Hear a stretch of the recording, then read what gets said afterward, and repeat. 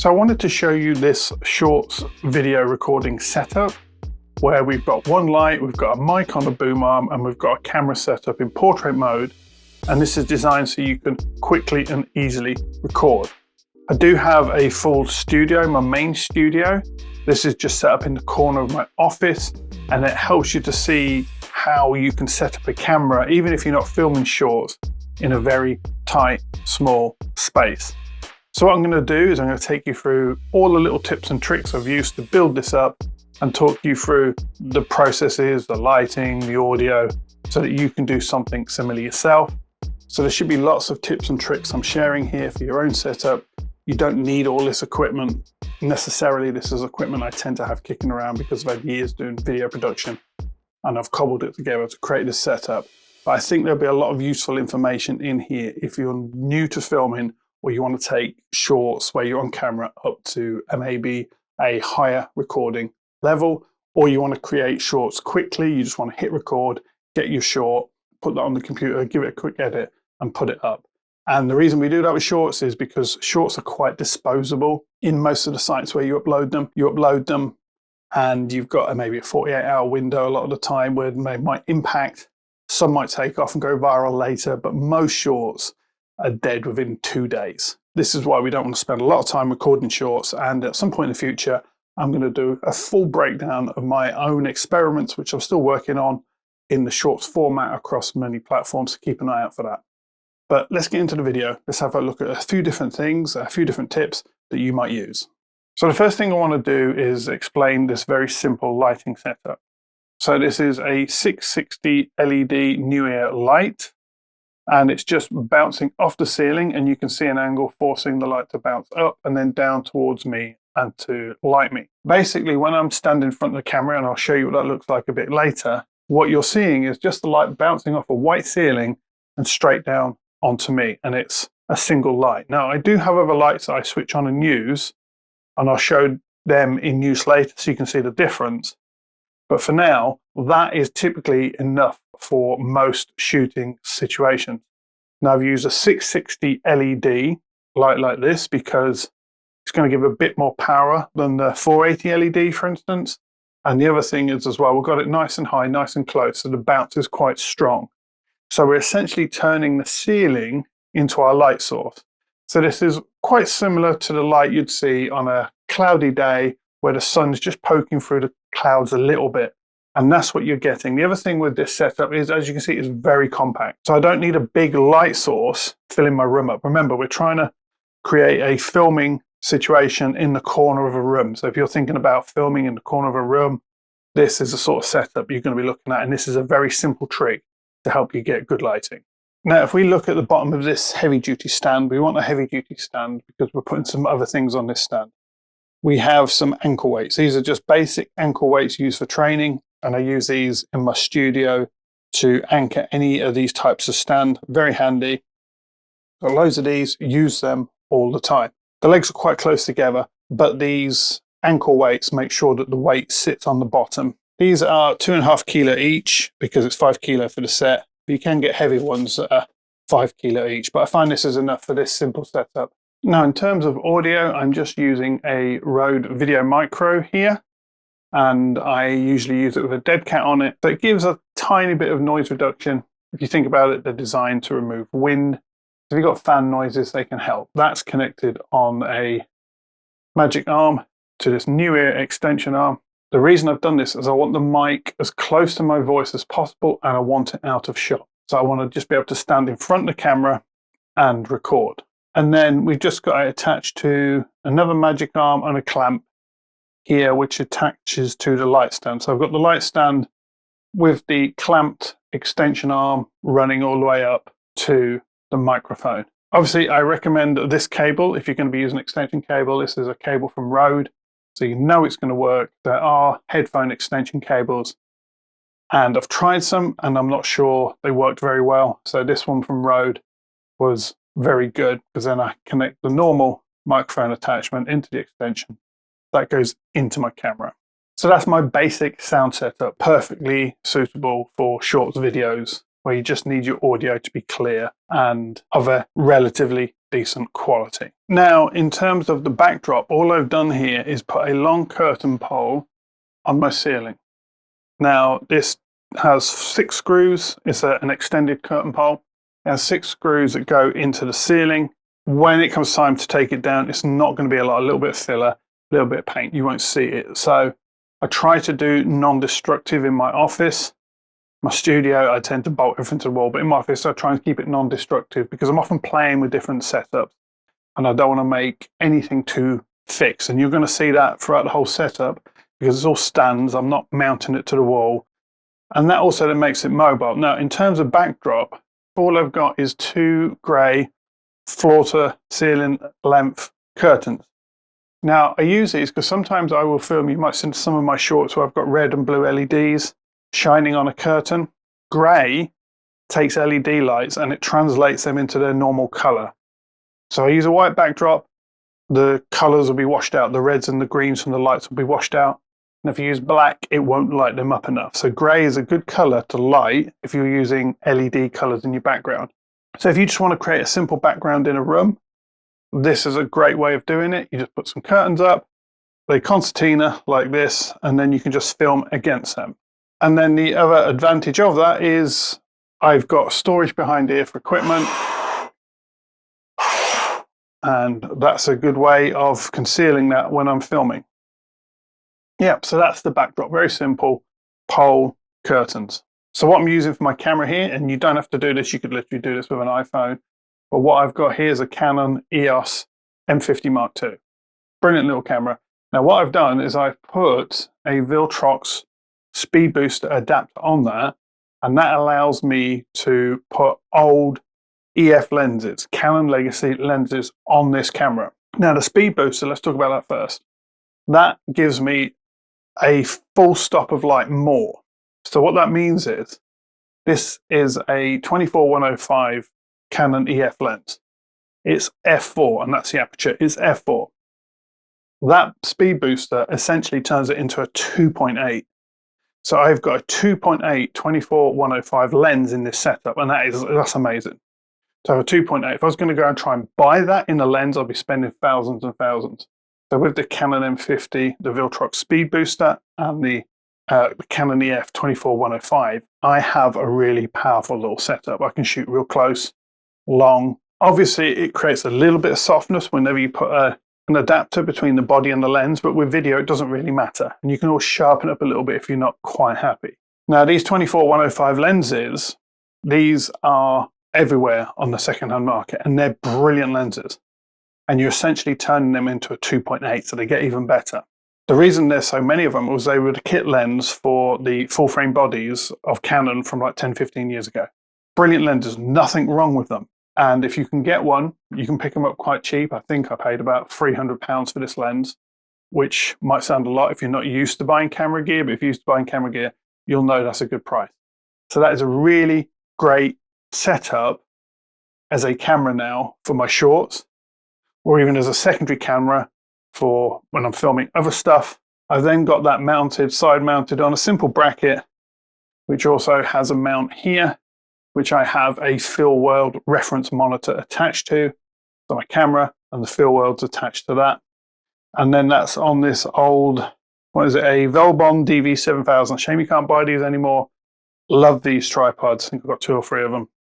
Brilliant tripods for the money. And then I've got a Manfrotto Pistol Grip. And again, you can't get these anymore. And I've got 2 or 3 of these as well. You can buy them in the second-hand market. And if you can see them 30, 40 pounds, snap them up. And what they allow you to do is you grip the pistol, you squeeze, and it allows you to get the camera exactly where you want. And as you can see, I've just got a little spirit level bubble attached to the camera so I can make sure I'm straight when I'm setting it up for filming. So that's that part there. I'll come back to how the Feelworld works in a moment. Now, in terms of powering the camera, I've got a dummy battery, which runs down to here. And this is connected to a USB power switch. These are relatively cheap. And then I've just connected that to a Anker power bank 20,000 milliamp battery. Now you can get batteries designed for photography gear, but they tend to be very expensive. You tend to have costly connections and things like that. These batteries will do everything you need to do if you can get a dummy battery or you need a power supply that has a USB adapter.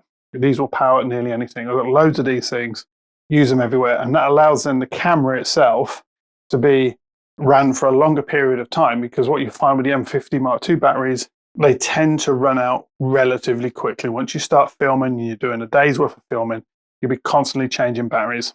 But with this setup, you don't have that. That will power your Canon M50 all day long, no problems at all. And I recommend you get a second one, so when that one runs out, you just pop it out, just Velcroed on with a Velcro strap. You pop that out, you put your next one in, you put that back on charge, and you'll have days and days of filming with 2 or 3 of these batteries. So I highly recommend that setup for any camera that can take a dummy battery, and also the dummy battery has to have a USB input on this end. So look out for that. So one of the things to understand about a lot of these types of cameras is the HDMI Out tends to be a very good raw signal. Even if you don't get what's called a raw signal, you're getting a high output signal. So that means that if you record externally, you're going to get a better quality image that you can work with. That's typical with most sort of cameras with a clean HDMI Out. So clean HDMI Out basically means it doesn't have loads of numbers and stuff on the screen. Whenever you record, it's going to send a clean signal that you can record externally. So we have a HDMI cable coming out, and that's then going to go into the Ninja Flame, which is a recorder. It's a field recorder, and that has some fancy stuff, and we'll talk about that in a moment. And then in my setup, that has a pass-through cable, so then that signal from the camera goes through the Ninja, comes out, and goes into the Feelworld Monitor here, which is a reference and a confidence monitor. So let me show you those two and talk a little bit about how they work and why we're using them the way we're using them. So the Feelworld Monitor here, I'm just using this as a reference monitor, as you can see. So this just helps me to see where I am in the frame, if I'm standing outside the frame, but the background's clean, so I don't have to think about that. That takes friction away.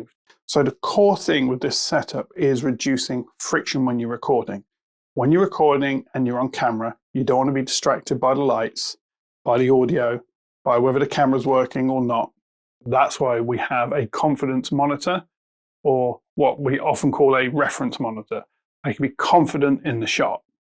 Now the Ninja Flame field recorder, which I'm using here, this is older equipment. You can still buy these on the second-hand market if you can get a good condition one with low use. I recommend these as a recording monitor. Essentially what this does is it enables you to record from the camera to a large SSD. The best signal that's coming out of the camera goes into that.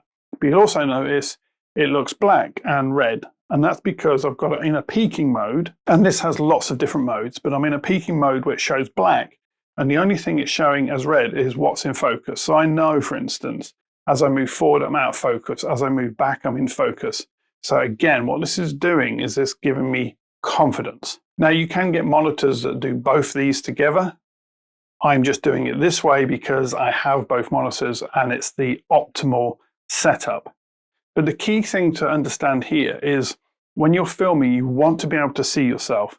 You want to be able to see where you are in the frame, and you want to be able to see where you are and if you're in focus. Now, something like the Ninja Flame has lots of different options that you can use, and different peaking options and different focusing options, and showing you if you're blown out with your highlights and whether you're exposed correctly. So you can get all that with the Ninja Flame. That's why I highly recommend them if you've got the budget for one, if you can find a second-hand one. And obviously there's newer versions if you want to be spending quite a bit of money on one of these. Now, another thing that is a benefit to this system is that everything is external to the camera. What do I mean by that? The battery is external. The recording is external. That means that I don't have to try and undo the flap every time I want to get the card out or the battery out. Often when you start mounting them on rigs, they become inaccessible and you have to break everything down just to put a new battery in or just to get the card out. With the battery being separate, as I showed earlier, and by recording onto the Ninja Flame, which takes a large SSD card, you need a fast one, but you can put really big cards on there so you can record lots of stuff and it's going to have lots of space. Because of that, it's all external. I don't have to mess around with the camera. I don't have to detach the camera to use it.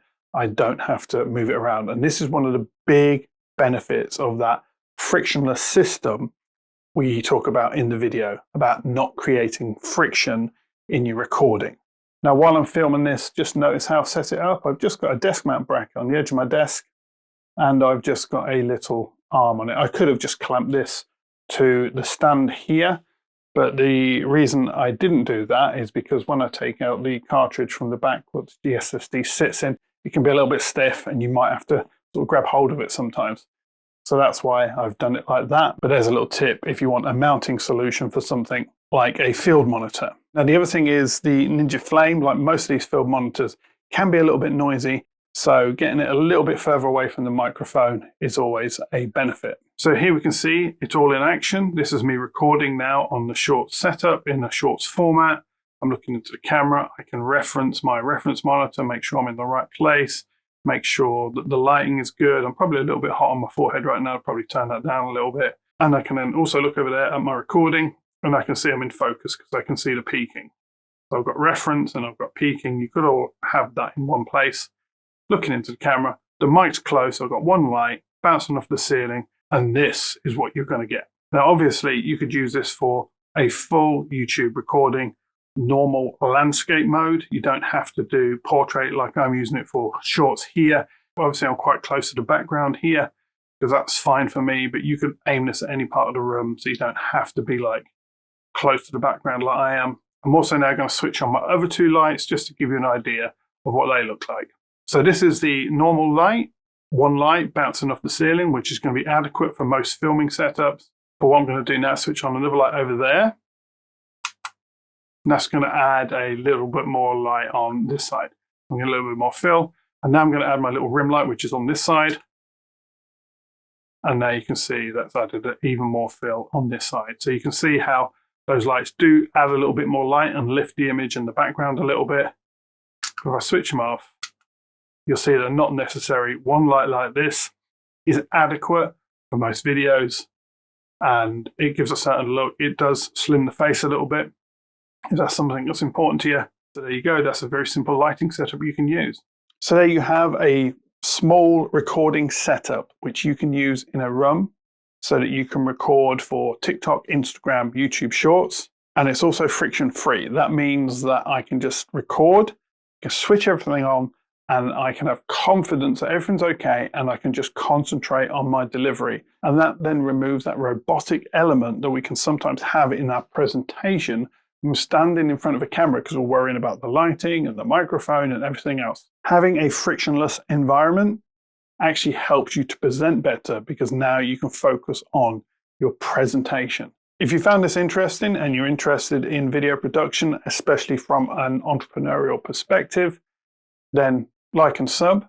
And also, if you have any questions about this setup, just ask your question in the comments below and I'll be happy to help if there's anything you're stuck on or you don't quite understand or there's anything I've missed. I hope you've enjoyed the video. I look forward to catching up with you in the next video.